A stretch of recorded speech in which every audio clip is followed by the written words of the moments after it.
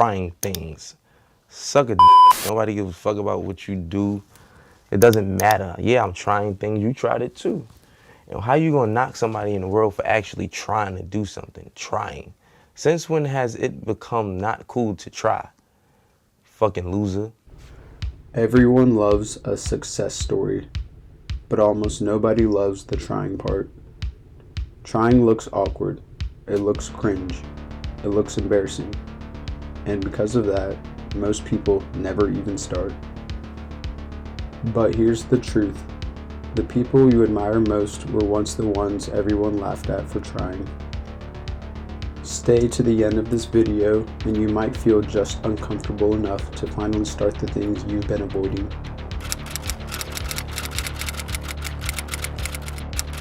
Right now, the world rewards looking cool more than actually doing anything. Social media shows you the final result, the six-pack, the big audience, the perfect business, the smooth confidence.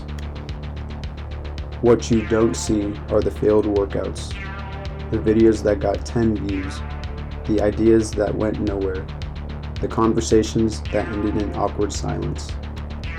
So, what do most people do?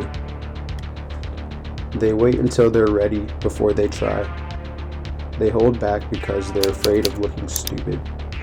They talk about what they could do instead of doing something small today.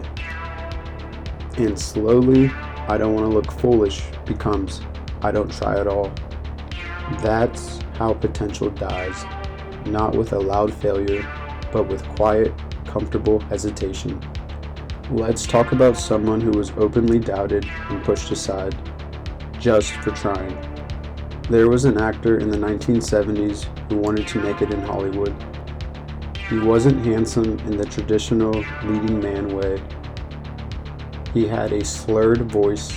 Casting directors didn't see him as a star. He went to audition after audition and kept hearing no.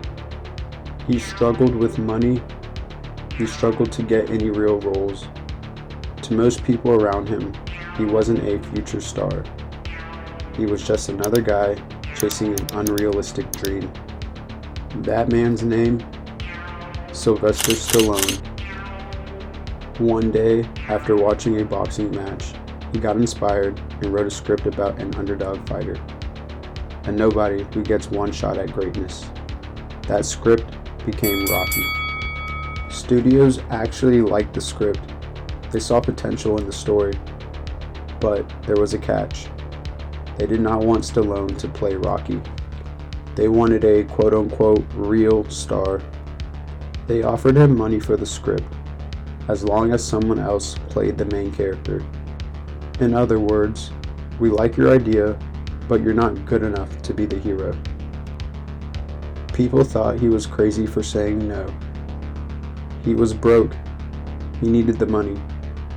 Friends and insiders told him to be realistic, to take the deal, to stop trying so hard to be something he clearly wasn't. But Stallone kept trying.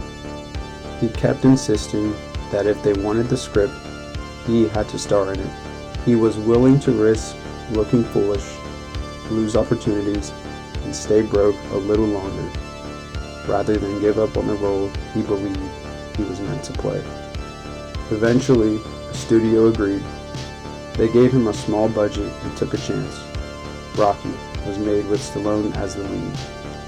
That embarrassing level of persistence, that refusal to stop trying, turned a rejected actor into a global icon. The important thing is this: his story did not start when he walked the red carpet. It started the moment he decided, it doesn't matter if they laugh or doubt me. I'm going to try anyway. There is something nobody tells you about trying. Trying will almost always look awkward in the beginning. Your first video might be bad. Your first drawing might look like it was done by a child. Your first business might make zero money. And people might comment. They might send you a clip of your own work and say, "You really posted this?" They might laugh behind your back. But Think about this. When people laugh at someone for trying, what are they really saying? They're saying, I'm more comfortable judging from the sidelines than risking anything myself. The person who tries, no matter how rough it looks, already has something those critics don't. Courage. That alone puts you in a different category than most people. Trying isn't lame. Trying is rare. That's what makes it powerful. Think of the people you secretly respect in life. The person who lost a lot of weight. The friend who started a small business from nothing. The creator who went from 0 subscribers to something real. Every one of them had a moment when it was not cool. They were the wannabe, the beginner, the person who was taking it too seriously. The real flex is not pretending you don't care. The real flex is caring so much you're willing to look bad for a while.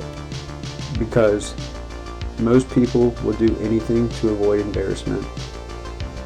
Almost nobody will endure embarrassment to build the life they want. Which group do you actually want to be in? So, what about you? There's something you've been thinking about doing. You already know what it is. It popped in your mind earlier in this video. Maybe it's posting your art, even if it's not good enough yet. Going to the gym when you feel out of shape.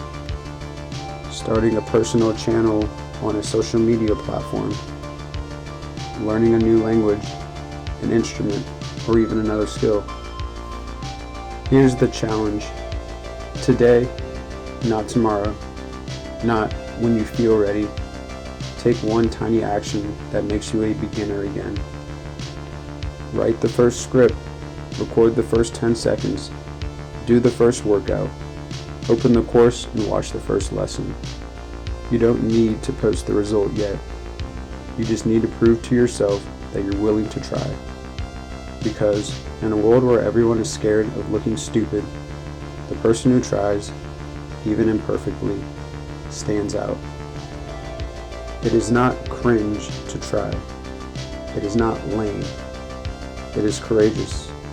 It is rare. It's how every great story begins. If this video did anything for you, let it be this. Don't wait until you're confident. Don't wait until you're perfect. Start while you still feel scared, unsure, and unqualified.